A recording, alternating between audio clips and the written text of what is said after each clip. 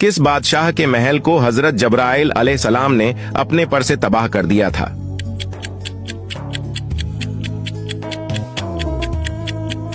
जवाब है फिरौन। दूसरा सवाल, किस जानवर का गोश्त खाने से इंसान ज़हीन होता है?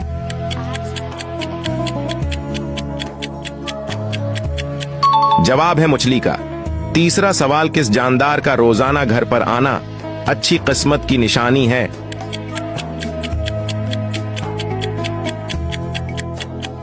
जवाब है चिड़िया। चौथा सवाल, कौन सा परिंदा घर में हो तो लड़की की शादी नहीं होती?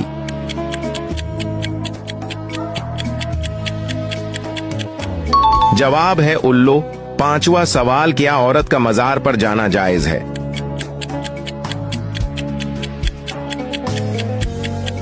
जवाब है जायज नहीं। आखिरी सवाल, दुनिया की सबसे पहली जबान कौन सी थी?